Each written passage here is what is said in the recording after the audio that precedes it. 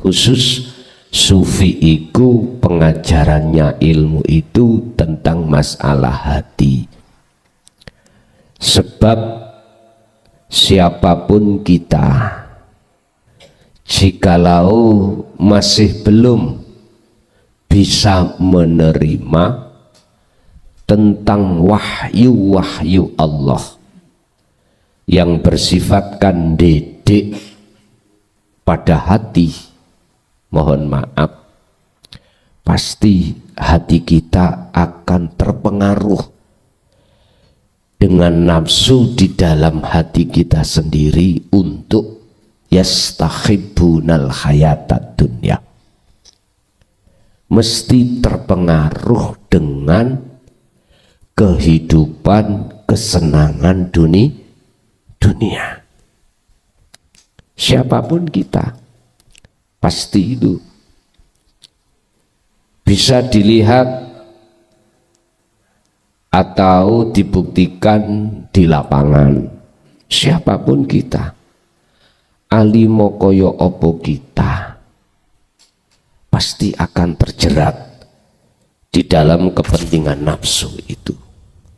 Ila hadratin Nabil Mustafa Rasulillahi sallallahu alaihi wasallam wa ala alihi wa azwajihi wa dzurriyyatihi wa qurabatihi wa ali baitihi wa ashabil kiram wa ila jami'il anbiya wal mursalin wal awliya wa syuhada wa salihin wa tabi'ina tabi'ina salihina ila yaumiddin, khususan jami'i masyayikhi ila muntahum wa syekh Abdul Qadir Jilani wa ahlihi wa furuhi wa usulihi wa masyayikhihi wa ahli baitihi wa ila abaina wa ummatina wa azdadina wa masyayikhina wa auladina wa azwazina wa dzurriyyatina wa ahli baitina wa jami'i man tabi'ana, khususan jami'il arwah fi hadil majlis wa ghairahum lahumul fatihah.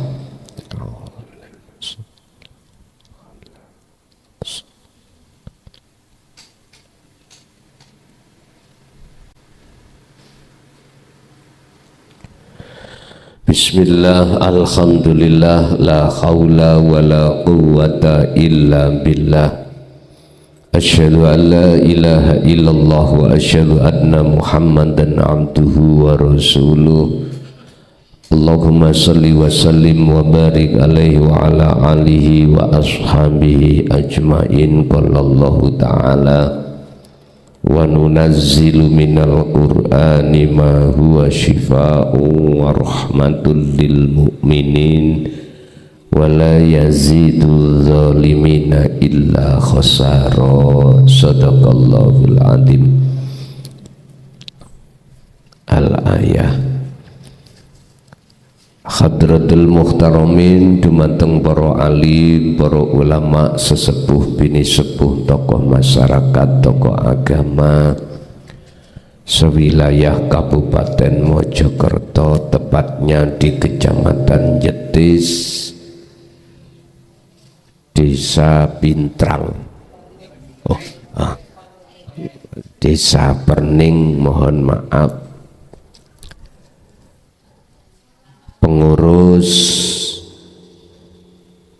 beserta jajarannya, jamaah ingkang rawuh baik di majelis maupun di luar, kulluhum ajmain rahimakumullah. Tidak lupa segenap masyarakat Desa Perning, semoga Gusti Allah buka hati kita di jalan Allah,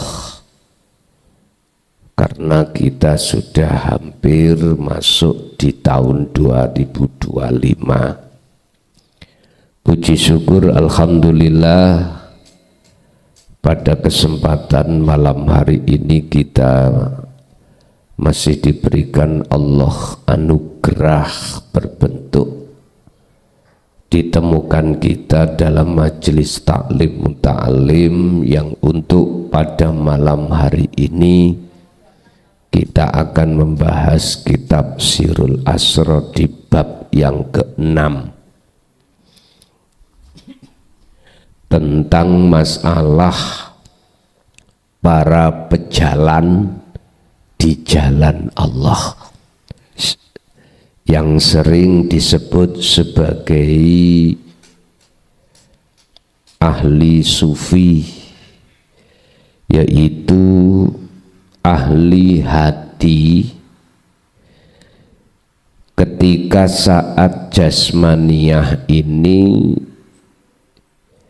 campur baur berinteraksi dengan urusan makhluk, hati beliau itu condong hanya pada Allah.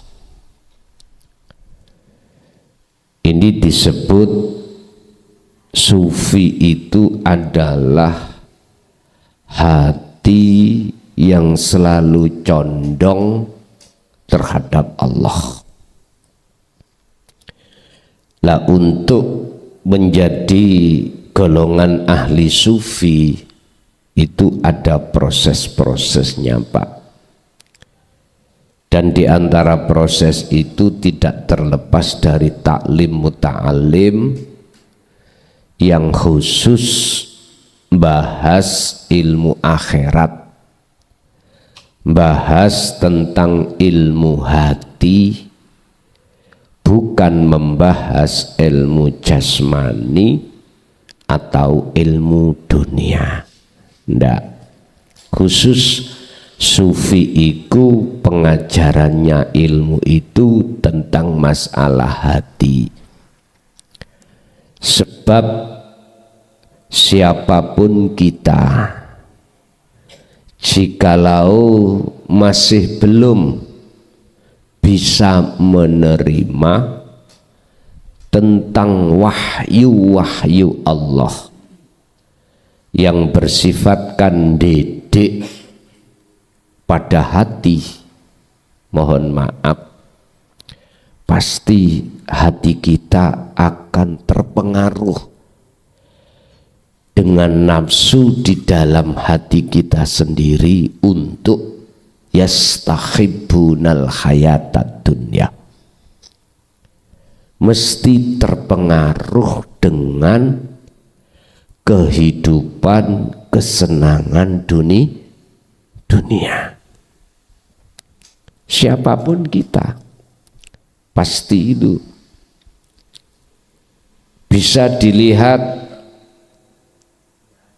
atau dibuktikan di lapangan. Siapapun kita, alimo koyo opo kita, pasti akan terjerat di dalam kepentingan nafsu itu. Tapi bagi mereka yang hatinya sudah bisa menerima, maka beda. Dan ini Allah tuangkan di dalam surah Al-Isra ayat 81 dan 82. Bismillahirrahmanirrahim. Wa kullan omongno sira Muhammad, dawuhkan, katakanlah Muhammad terhadap umatmu. Napa sing dikatakan rupane yaiku ja'al haqqu, utawi tatkalane tekane perkara sing hak. Hak iki perkara keesaan Allah, kebenaran Allah. Mana letak kebenaran Allah? Yaitu ilahukum ilahu wahid, keesaannya.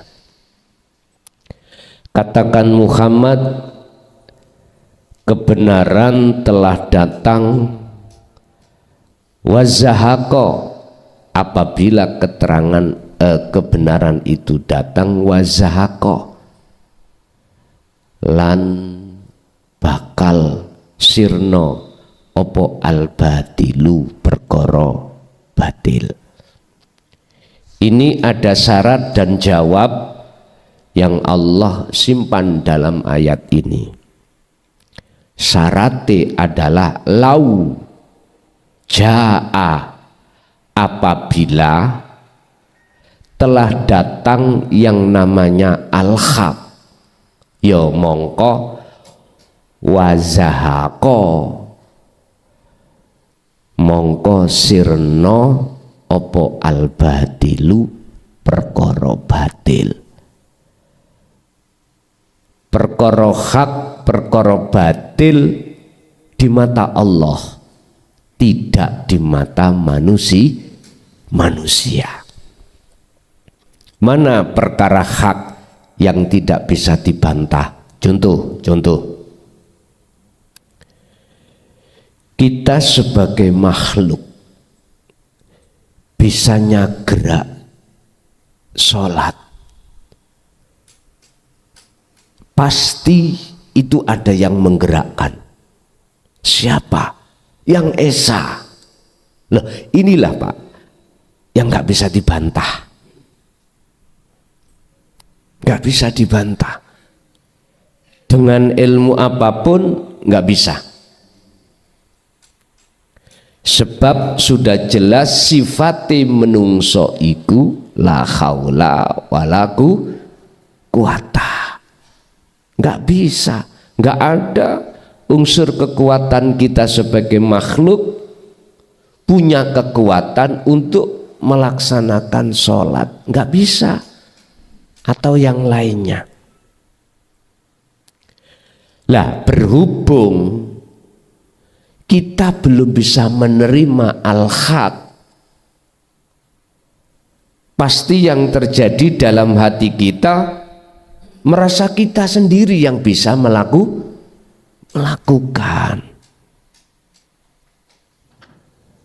Dan ini terjadi pada diri kita pada saat kita belum mau menerima al-haq. Ini kita yang sudah sadar baru bisa. Tapi ketika kita belum bisa sadar, belum bisa menerima al-haq, nggak sadar kalau di dalam diri kita itu ada sang penggerak, yaitu yang esa, Allah Subhanahu wa ta'ala. Akhirnya jatuhnya kita mesti ngaku, ya iki nafsu. Jikalau jenengan mau untuk meresapi, pasti seperti itu. Mana perkara yang batil? Keimanan yang kita sendiri yang bisa melakukan, ini perkara batil. Perkara batil. Pengakuan-pengakuan dalam hati kita, jikalau yang melakukan itu bisa nyadari kita sendiri atau orang lain, makhluk, ini perkara batil. Makanya sekarang kalau al-haq itu sudah hadir, datang dalam hati jenengan, mesti jenengan sadar. Sebab prosesi sufi itu adalah pertama sadar kalau selama ini hati kita telah berbuat dolim pada Allah, bukan jasmani loh, hati, dengan bentuk kita ngaku.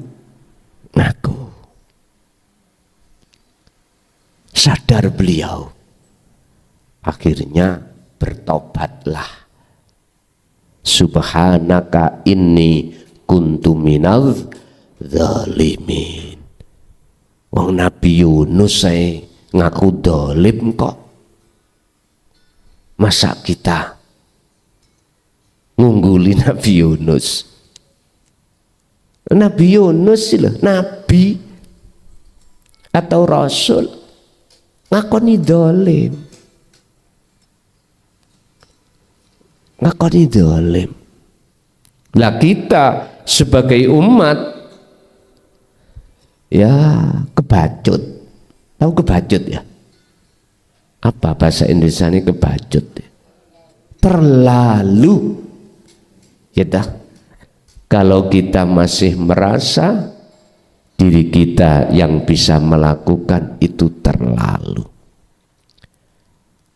Menurut surat Al-Anbiya 87 itu Pak, ceritanya Nabi Yunus merasa dolim di mata Allah itu cuman perkara satu tok. Apa? Gegara. Ajarane iki gak diterima al-haq oleh kaum. Beliau purik, tahu purik ya? Tinggalkan kaum sambil hatinya medongkol. Napa? Ya Allah, niki ajaran hak dari panjenengan. Kaum kula, kaum saya yang menolak, tolong hancurkan aja. Loh, hati ini Nabi Yunus gara-gara ada nit seperti itu loh, itu salah di mata Allah. Nggih, mohon maaf. Berarti artine ketika saya gak suka pada orang-orang yang tidak menerima dinul haq, padahal itu adalah awal taklim untuk menjadi sufi, jenengan ditolak, kula niki kok ya medongkol, kula gano bedone ambek Nabi Yunus diuntal iwak. Berarti ngombe kopiku kurang kental,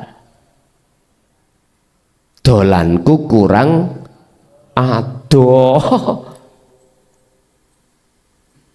Cara wong Jawa sik kurang jero segarane. Sebab ngeten Pak, niki beda lho kali Kanjeng Nabi Muhammad.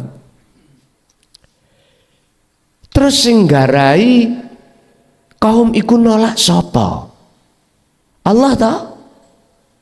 Kalau kita masuk di dalam la haula wala quwata, kita harus sadar mereka menolak itu karena siapa? Bagi kita yang sudah masuk di situ jelas karena Allah. Karena Allah.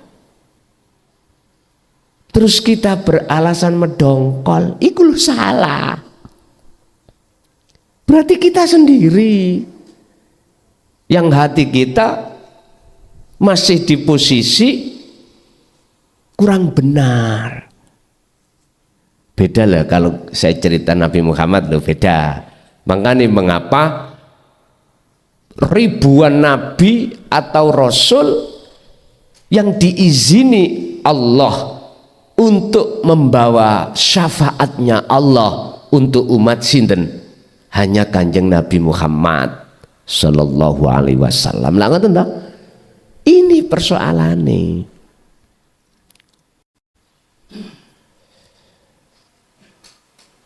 Akhirnya Gusti Allah yang ngersakno datang orang itu menjauh sampean. Akhirnya jenengan kali kula asale akrab, terus gak dadi akrab sebab al-haq. Iku karena sapa? Karena Allah.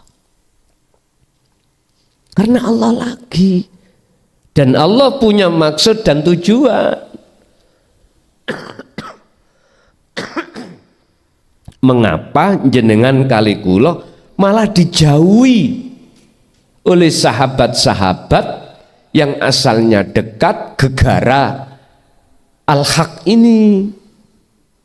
Ini Allah punya maksud yang positif dalam rangka proses perjalanan hati jenengan untuk Allah jadikan sebagai sufi, ahli sufi atau kekasih Allah. Itu ada maksud Allah sendiri. Makanya jenengan kali kula kedah selalu sering memandang sedaya apa positif apa negatif iku sumbere sangka Gusti Allah. Biar apa? Biar gak gampang hati ini berlama-lama di dalam kesusahan. Memang sinten sih Pak sing mau pisah kalih bojo, anak, teman dekat? Saya kira nggak ada. Seluruh manusia pinginnya baik-baik saja dalam hubungan hablum minan nas. Tetapi mengapa Gusti Allah ngersakake beliau-beliau itu mundur menjauhi jenengan? Bahkan jenengan kalau sudah berani belajar al-haq, siap-siapa dikucilkan orang, siap-siapa dijauhi teman dekat asale. Dia siap-siapa. Karena itu memang tantangan dan ada maksud Allah. Kalau kita memandang semua karena Allah, kita tidak akan pernah menyalahkan orang lain. Paham nggih? Ngeten iki 24 tahun itu tak rasake yes ngono kuwi. Ya apa nek ngetutno sifat basariah kita sebagai manusia dengan dasar nafsu, wis Pak, siapapun kita mesti susah. Lah dipisah Allah dari istri, dari anak, dari teman dekat atau dari harta benda kemewahan, siapa yang gak susah? Dan siapa yang mau? Dan itu memang sebagai sunatullah proses kita ketika saat menerima al-haq. Makanya Allah itu dawuh, ja'al haqqu wa zahaqal batil. Ketika saat hak itu bisa diterima hati, maka Allah pisahkan perkara batil itu. Ibarat ngeten, jenengan diloro kanker nang badan terasa nggak penak, sampai konsultasi nang dokter, akhirnya dokter memberikan keputusan atas dasar diagnosa wajib kanker itu dipisahkan, wajib kanker itu diangkat, dioperasi dari tubuh.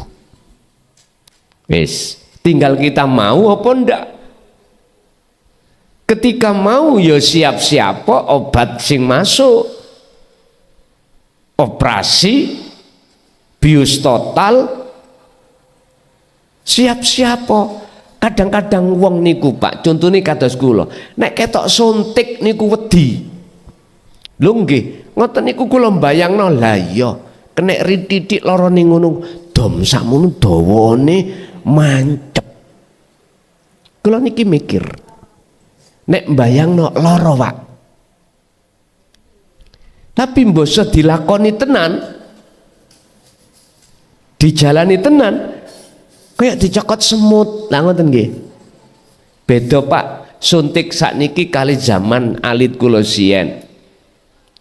Nek suntik sakniki sekarang habis dipakai si A langsung dibuang. Lah ngoten nggih. Jadi suntik itu, suntikan itu kan tajam.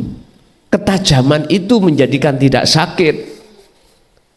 Kalau sudah dipakai satu kali, otomatis ketajamannya berkurang, dibuang. Dulu mboten, sakitnya ada di situ, dibakar, sing tujuannya ngilangno bakteri, cegak nular, dibong. Makanya dulu terkenal ada cacar bong. Lah ngoten nggih, bayuh kula niki nek pas ana mantri mara nang sekolah mencolot Pak kula. Jujur mawon wacan ndelo mbelawayu wedi dicacar. Sekarang sudah tidak zamannya lagi. Ketika obat itu datang, operasi dilaksanakan, maka maksud tujuan Pak Dokter memisahkan antara hak dengan yang batil. Batil iku loro kanker, biar tidak menghalangi jasmania. Artinya jasmania ben sehat. Iki umpama ngoten, berhubung kita bahas rohani, rohaniah sampai niki kali kula biar terjaga kesehatane, otomatis sunatullah berlaku, jenengan iki dijauhi oleh orang-orang yang hatinya belum bisa menerima al-haq. Paham nggih? Sing sabar, kula nggih tetep saupayane sedaya iku kita bangsulake sangka Allah. Innal batilah sak temene, sebab sak temene perkara batil iku kana ana apa batil iku zahuqa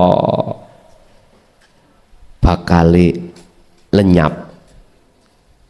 Artine kalau jenengan hati menerima al-haq, ya dah, niki pendidikane awal seperti itu.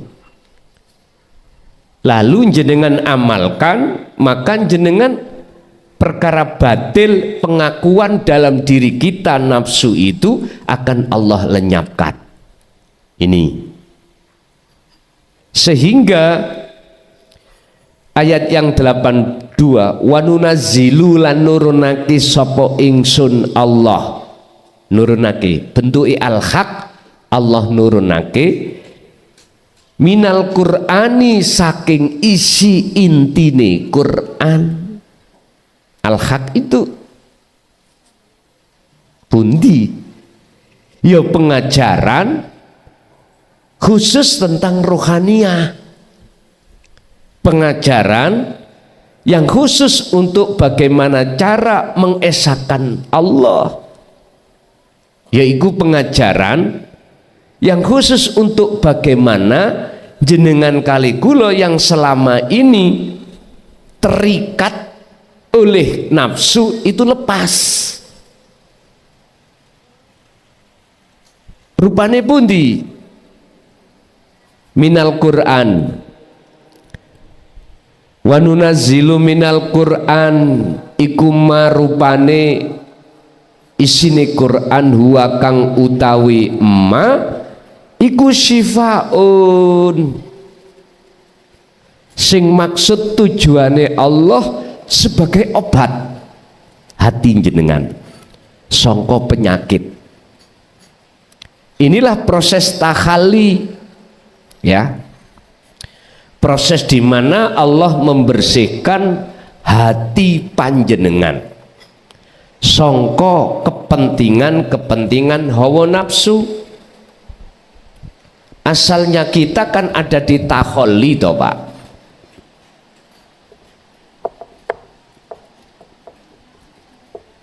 Tahalli iku hati kita dikuasai nafsu. Akhirnya kita ngaku-ngaku. Kalau kita sudah terjebak di dalam pengakuan makhluk yang bisa melakukan segala hal apapun, ya jenengan ojo heran kalau ada omongan ngeten, kakekku iku isok memadamkan api neraka.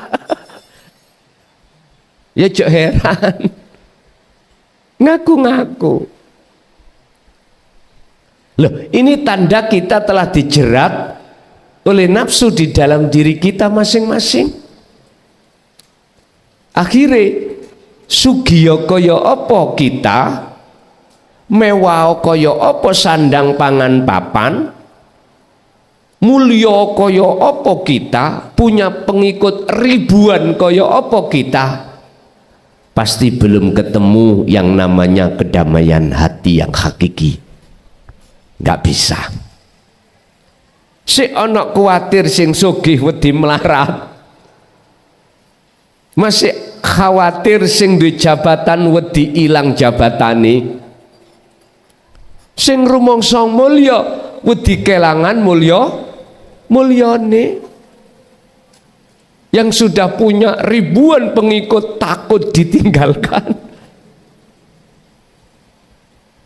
Udahlah Pak, ini fakta di lapangan memang seperti itu. Siapapun kita, jikalau hati masih tetap ditaholi, ya seperti itu. Laksana ini Pak, hetah bagaimana mungkin kita akan bisa keluar dari jeratan nafsu? Lawang kita kuncine gemboke nafsu kita tolak. Dan atau bagaimana mungkin secara dohir saya di rumah tadi dirantai ambek wong kampung sebabnya klason gendeng ya, digembok ning cagak. Apa bisa mungkin saya bisa ke pundi niki? Perning, keadaan jasad saya itu tidak terlepas dari rantai tersebut? Yuk gak mungkin. Akal Pak nggih? Akal. Saya akan bisa sampai di Perning Jetis niki sijine jalan satu, saya harus mendapatkan kunci gembok tadi, rantai tadi. Lalu saya buka gemboke, lalu rantainya saya lepas, baru saya bisa berangkat. Bagaimana mungkin kita waktu sholat bisa bertemu Allah hudur?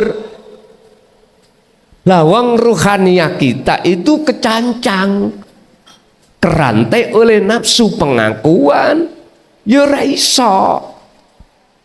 Makanya jok heran Pak, midit ya apa kopiahku mau widit ya, ngalor ngidul nggawa serban sarungan, wis gak tahu Pak ketok dengkul sampai udel belas kula niku mboten nanti ketok. Katakan gitu, badminton naik sarungan kula, aurat iki gak kebuka belas.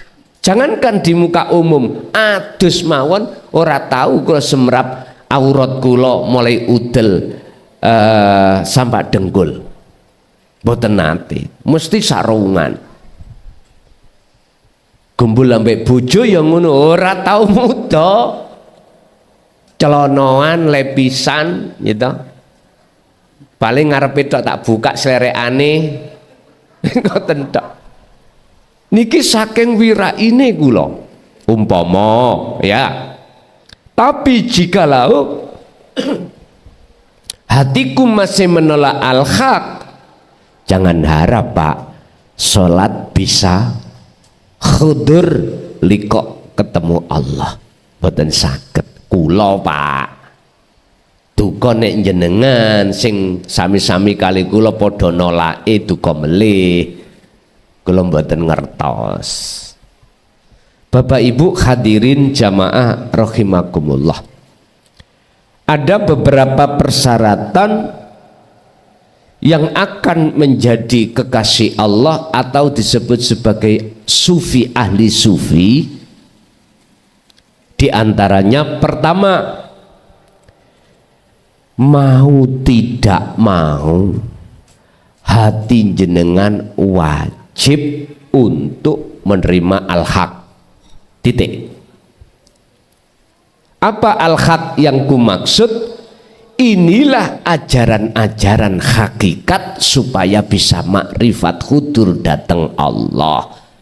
Inilah ajaran dinut tauhid, ajaran ilmu khusus ketuhanan, biar bisa mengesahkan Tuhan jenengan masing-masing. Sing Allah silakan Allah, sing Allah silakan Gusti Allah, sing Sang Yang Widi, Sang Yang Sekerta silakan. Yang penting bagaimana jenengan iki bisa masuk Rabbul Ngalamin, yaiku pangeran kang tunggal sing nguasai segenap ngalam pun. Yang ini sering kami taklimkan, kami serukan setiap hari, baik lewat majelis maupun lewat medsos, saya serukan terus. Dan ini kalau saya hitung sudah terhitung 24 tahun ini Pak, saya menyerukan tentang ilmu keesaan pada Tuhan. Itu yang wajib kita terima, baik ketika kita belum bertorikoh alias bersyariat pada umumnya, dan atau jenengan yang sudah masuk di torikoh, wajib jenengan menerima al-haq, wajib jikalau jenengan estu pingin keluar dari rantene hawa nafsu dalam rangka untuk menghadap marek ketemu Allah. Dalam surat Maidah kewajiban ini dituangkan di situ, ya ayyuhalladzina amanu taqullaha wabtahu, wajib kita untuk mencari ilaihi, untuk mendekat dan bertemu Allah, mencari al-wasilata, tali langsung hubungan hati datang Allah. Undi al-wasilah ini ke? Inilah Pak yang ku maksud hablum minallah, tali langsung pada Allah yang disebut zikir, zikron kathiron. Sejatine zikir bukan dikir-dikiran, tapi sejatine zikir. Budi sejatine zikir. Zikir niku bahasa Arab, bahasa Indonesia ingat, Jawane eling. Artine hati harus ada satu kesadaran bahwasanya yang melakukan segala hal gerak makhluk mati atau makhluk hidup sedaya niku sumbere Gusti Allah.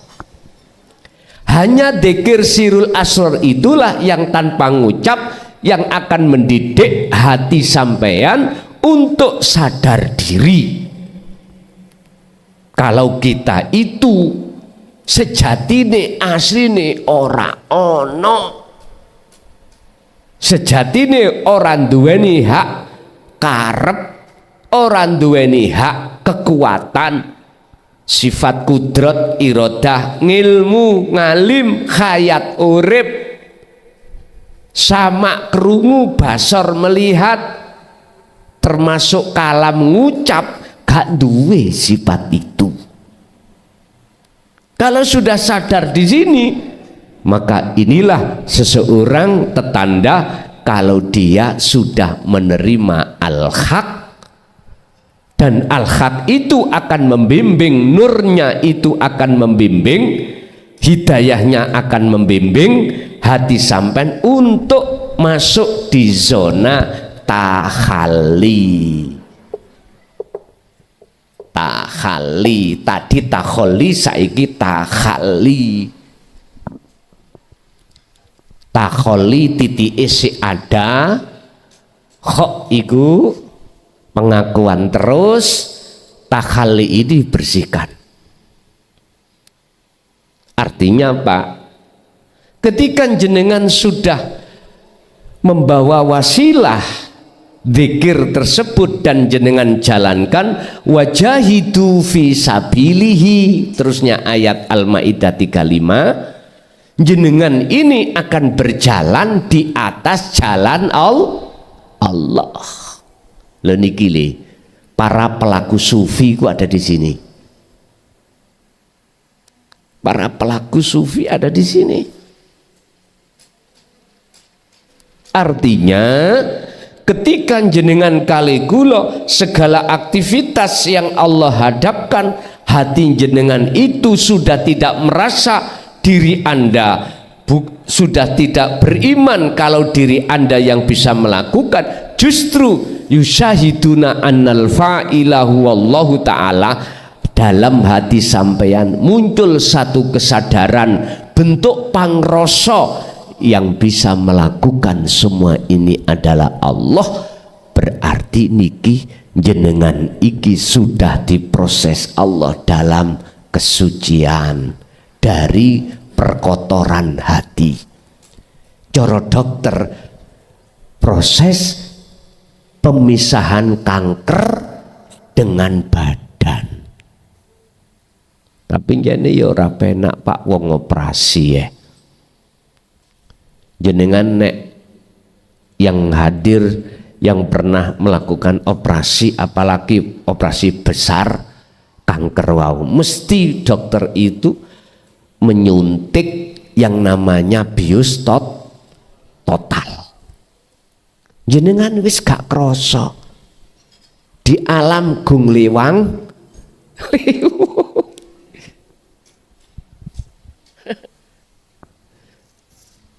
jadi dia del ambek Pak dokter itu gak kroso.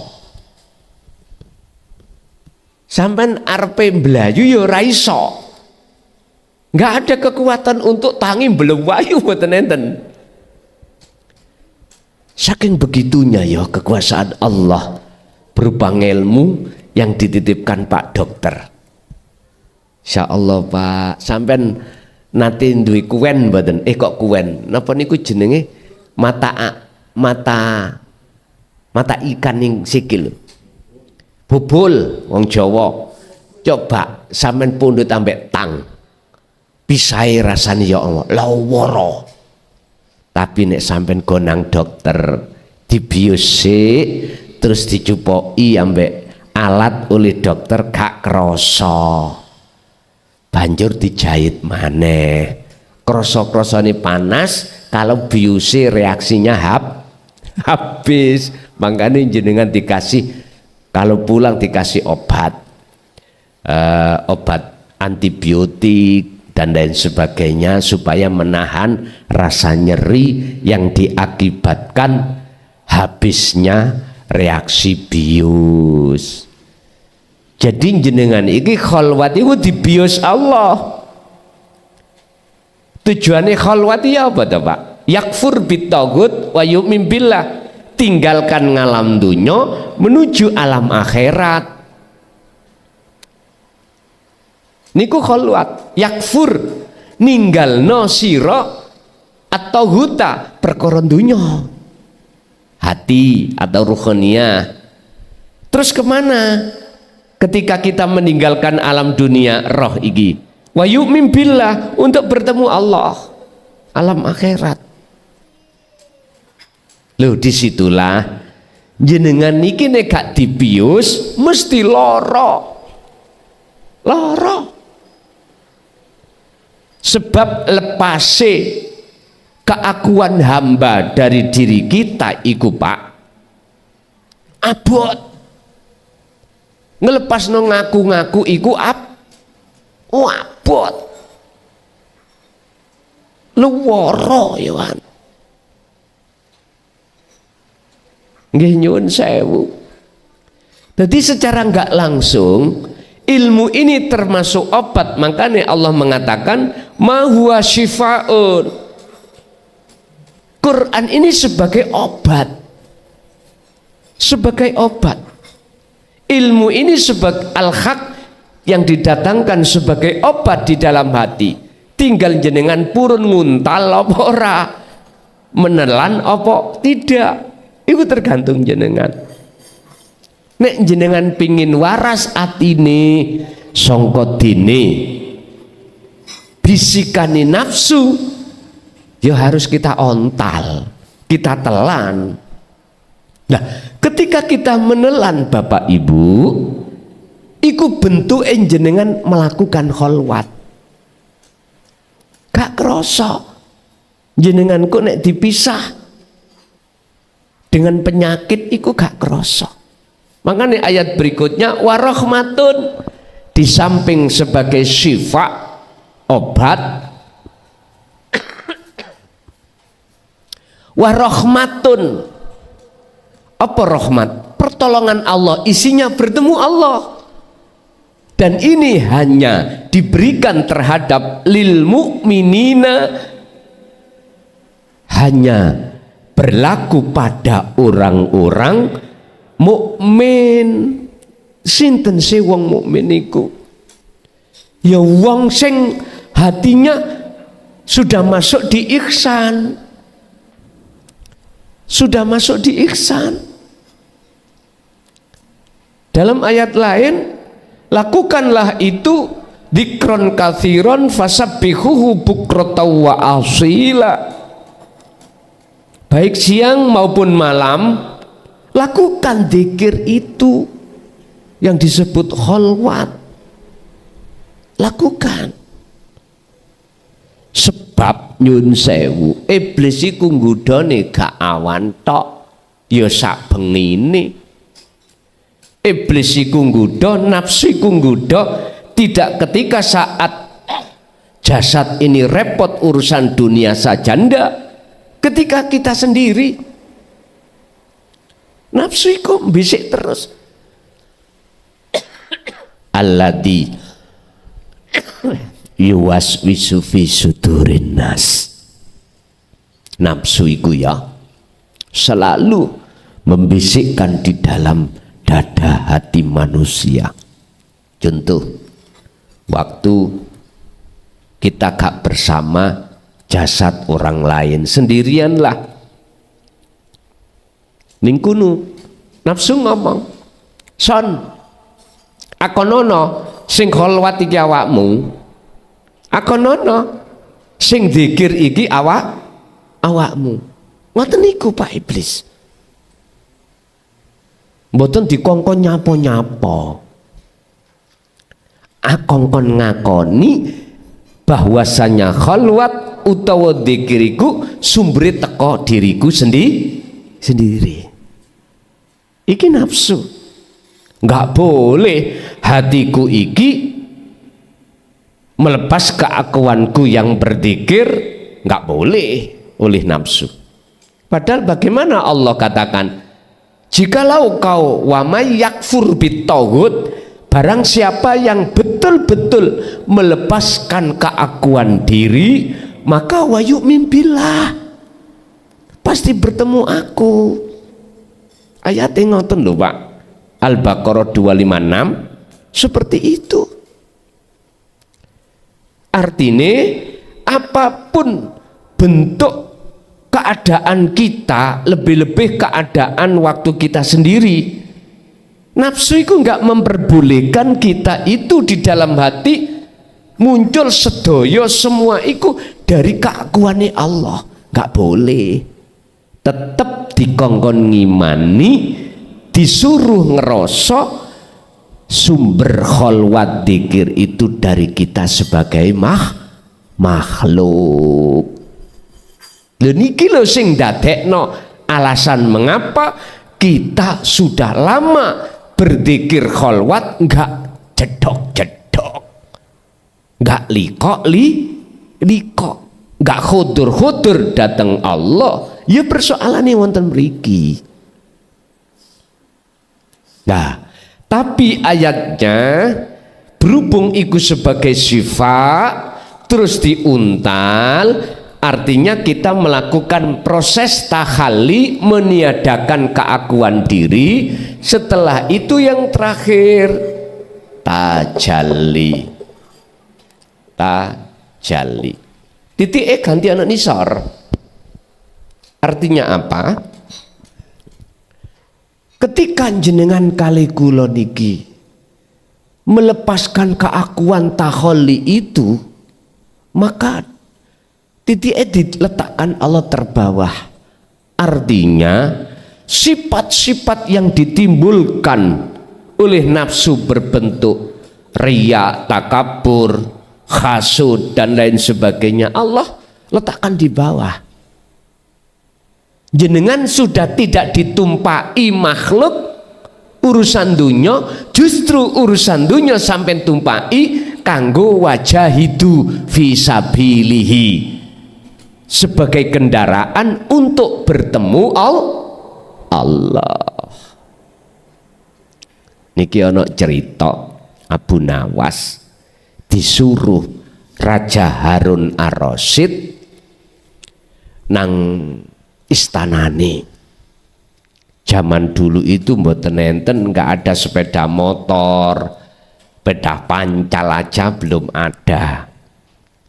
Abu Nawas itu disuruh dari rumahnya ke kerajaan iku paring cara jarak niku antarané Jombang Mojokerto lah digawe gampangane ngono.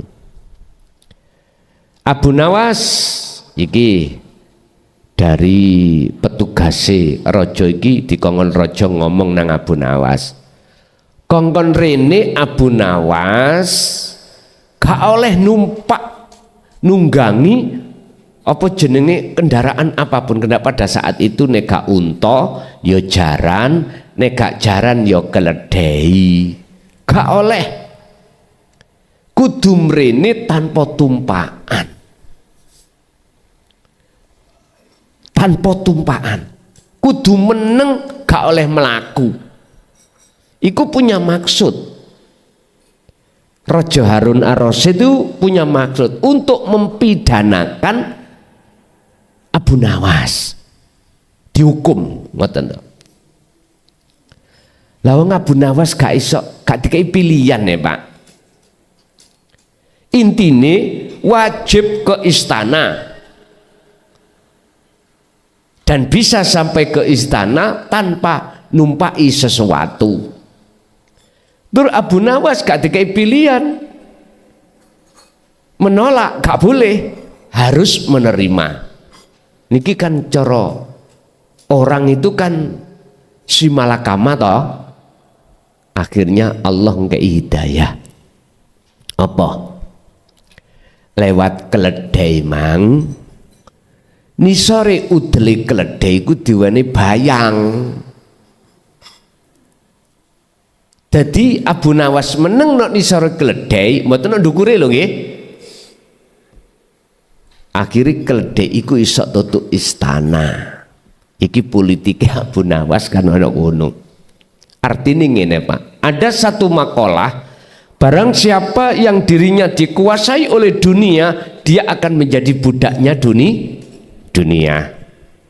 Dan barang siapa yang bisa mengendalikan dunia untuk dijadikan dia untuk menghadap dan bertemu Allah, maka dia akan jadi budaknya Allah. Justru dunia jadi budaknya dirinya. Karepe wonten mriku. Jadi Allah sengaja titiknya diletakkan di bawah. Artinya orang sufi kalau otomatis mesti tajalli. Apa tajalli itu? Selalu muncul dalam hati seorang sufi bahwasannya sedoyo semua apa yang berlaku baik yang ada kaitannya dirinya langsung maupun makhluk yang lain, iku yang berperan hanyalah Allah. Itu sufi. Dan inilah keterangan di dalam kitab Sirul Asr itu, maksudnya sufi di situ ada beberapa proses tahapan. Tadi saya katakan al-haq harus diterima, pengajaran taklim muta'alim, ilmu khusus tentang hati, ilmu tasawuf wajib diterima terhadap si hamba manakala memang betul-betul dia menginginkan untuk bertemu Allah. Yang kedua berarti dia harus ada tindakan tahali, pembersihan, penghilangan keakuan diri sebagai makhluk yang bisa berperan. Bentuk jenengan iki terus menerus berzikir.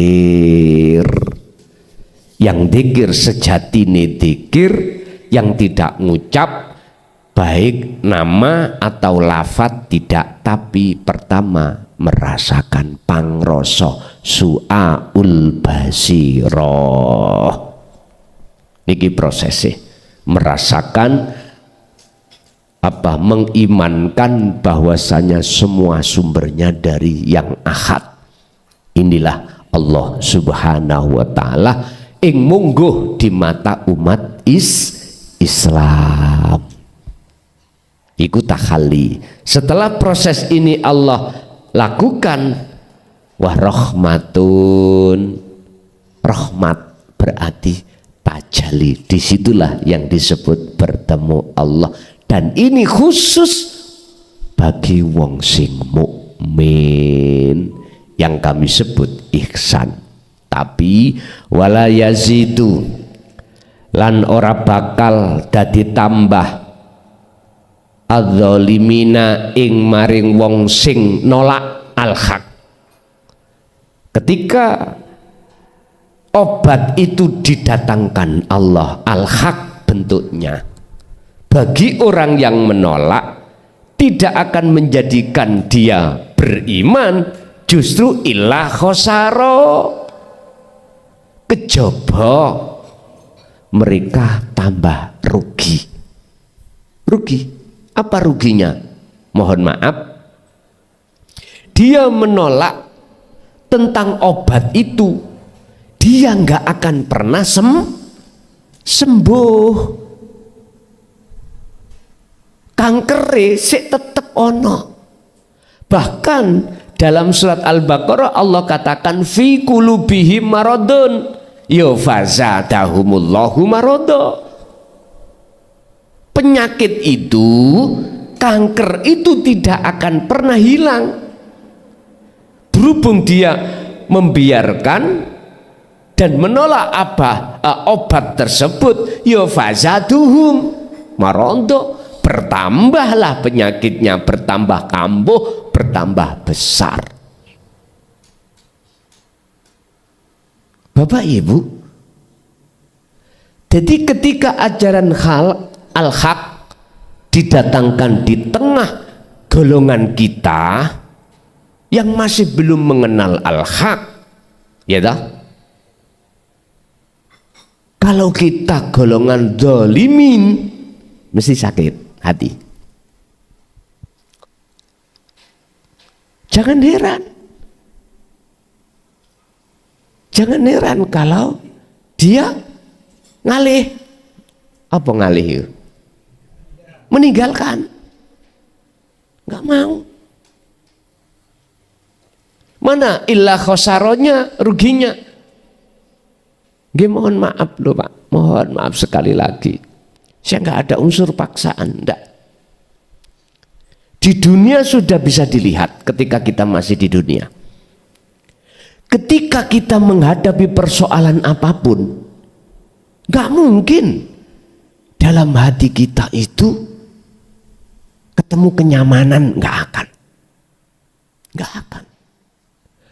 Persoalan apapun ini, baik enak maupun tidak enak, okelah yang enak kita berbisnis, labanya besar, enak.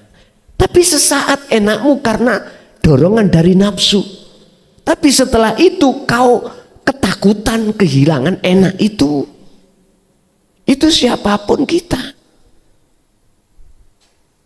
Padahal kita sama-sama sudah sadar bahwasanya semua itu akan kita tinggalkan. Tapi berhubung nafsu itu selalu membisikkan terhadap kita, iku kekal, sampai gak sadar kalau itu milik Allah. Kita gak sadar kalau itu bukan milik kita.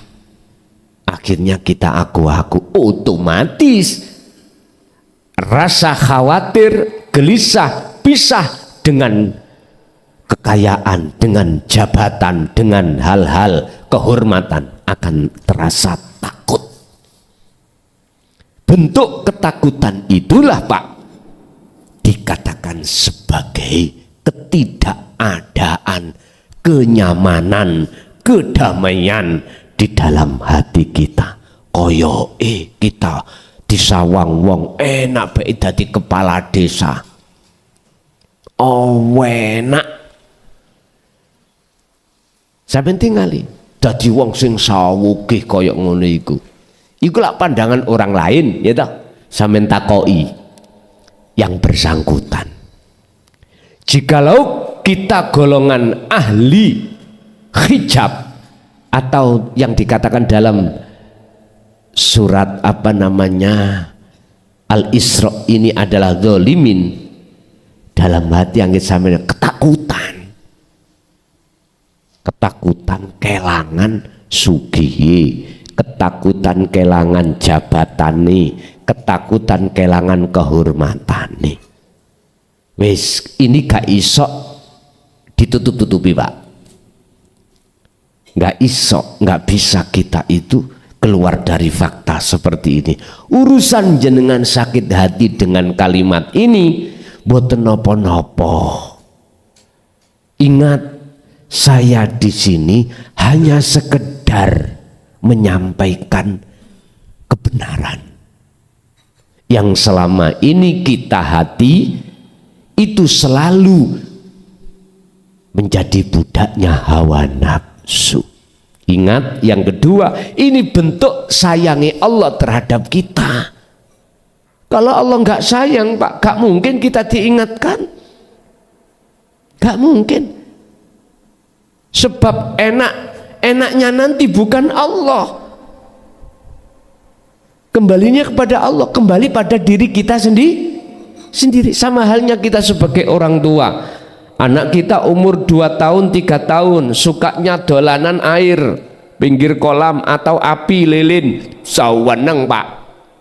Kita sebagai orang tua, bentuk kasih sayang kita pisahkan anak dengan air di kolam itu, anak itu dengan api. Tapi anak itu yang gak sadar, nangis, gak mau pisah dengan air ataupun api.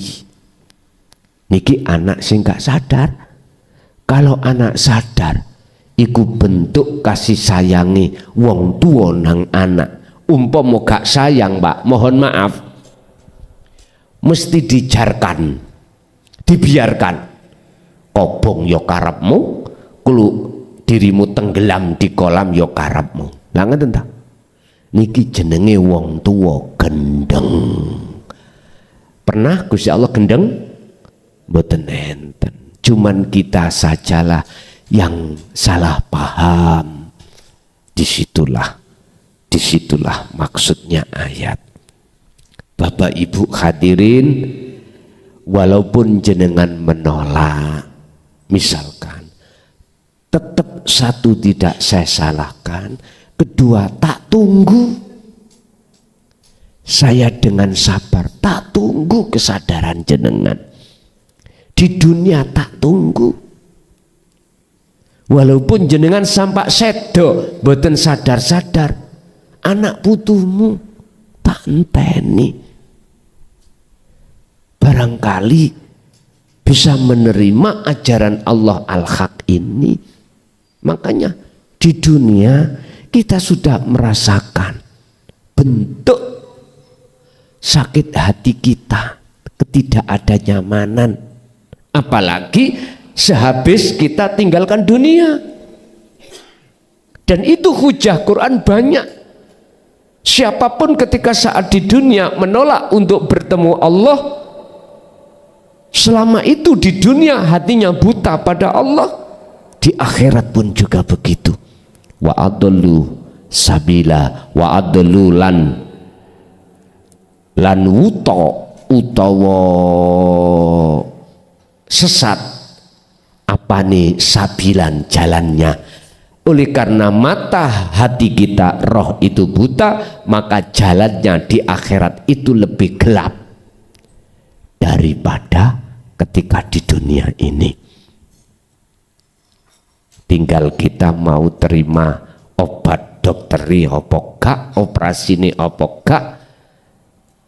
Oleh sebab itu tetap saya tugasi mung nyampaikan saja, tidak ada rasa ingin memaksa beriman terhadap al-haq, ndak. Ini laksana makanan saya tawarkan terhadap jenengan dengan dosis yang sudah Allah ketahui sendiri, oh ini untuk ini, oh ini untuk ini, ya sudah, mau menerima dan menelan atau tidak.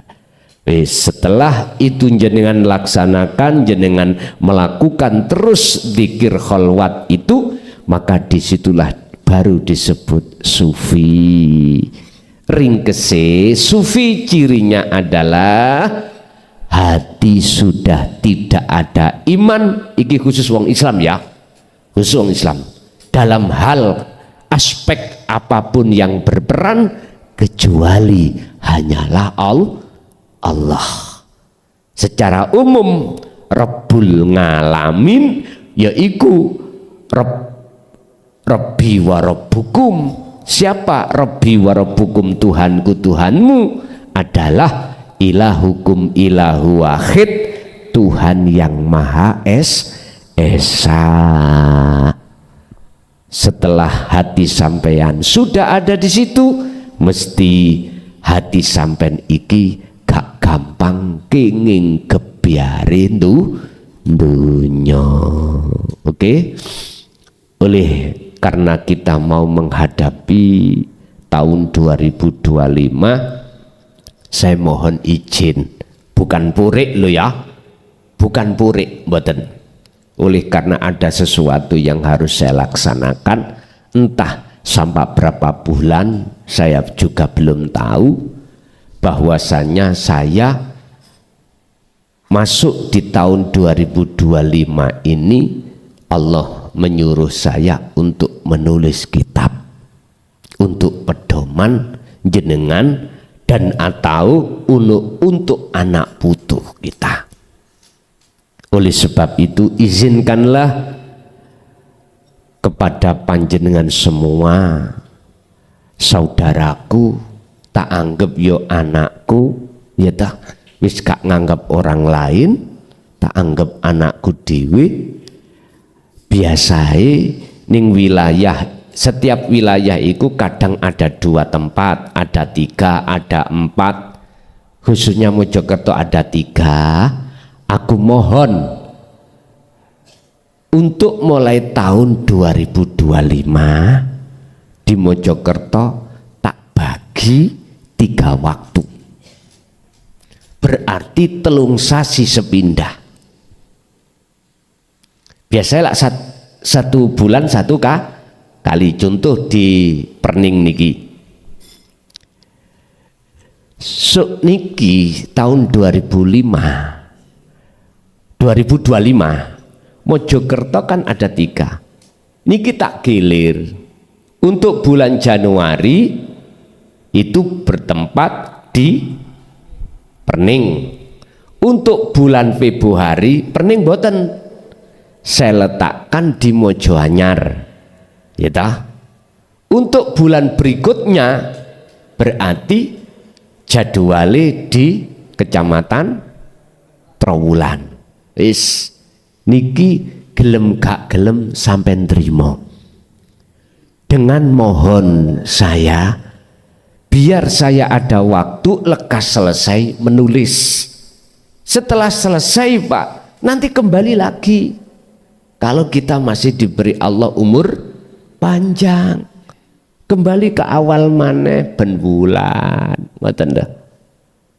Paham nggih? Niki permohonan saya dengan sangat terpaksa, bukan karena saya pore, tapi biar ndang cepat Al-Qur'anul Qadim itu bisa kita terima. Tidak hanya tersirat, tapi juga tertulis. Jadi ada kitabul awal, kitab sani, kitab awal, kitab akhir. Ini jadi aku dengan sangat terpaksa untuk mengurangi jadwal waktu saya keluar. Ini alhamdulillah Allah sudah kasih putusan seperti ini.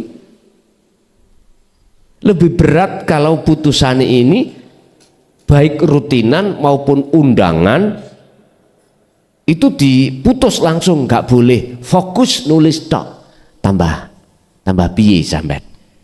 nek ngeten ge sik matur suwun kita masih Allah kasih kesempatan walaupun 3 sasi sepindah 3 bulan 1 kali. Ning Malang niku pinten niku? Sekawan malah petang sasi sepindah. Lah Surabaya 3. Lha ngaten. Niku terserah mengke kesepakatan ya napa, apakah bentuk yang seperti itu ataukah ben wulan ono dijadikan satu di tempat pundi di antara 3 tempat. Saya manut wae apa pindah-pindah tadi gedang telo godoh gedang godoh telo dididang podo krasa ngoten nggih monggo. Atau seperti Surabaya itu tempatnya sana kan terbatas Pak ya, di antara 3 tempat itu ada yang luas, di antara 3 itu ditempatkan 1 tempat. Yes kula manut mawon, manut mungkin bulan Januari dos pundi saya nggak tahu apakah ada perubahan. Pon niku permintaan saya dengan harapan ikhlasin jenengan, karena saya tak selesaikan dulu menulis ini. Jikalau sudah selesai Allah masih kasih takdir untuk ketemu lagi, maka ngajinya seperti sedia kala. Mekaten nggih. Nggih pun kesimpulannya tausiah malam hari ini tentang ahli sufi atau jenengan kekasih Allah. Syarat untuk menjadi kekasih Allah, 1 harus menerima al-haq, 2 mengamalkan al-haq, 3 terus menerus, barulah proses mulai takholi tajali terjadi. Disitulah akan disebut sebagai ahli sufi, ahli hati yang selalu berjalan di atas jalan Allah. Artinya baik ibadah murni atau tidak murni, hati sampean tetap ketemu Gusti Allah. Itulah yang dimaksud wajahidu fi sabilihi, berjalan di atas jalan Allah. Sebab apa mereka kok bisa dikersakni Allah, bisa bertemu Allah? Karena membawa wasilah berbentuk zikir tersebut. Monggo kita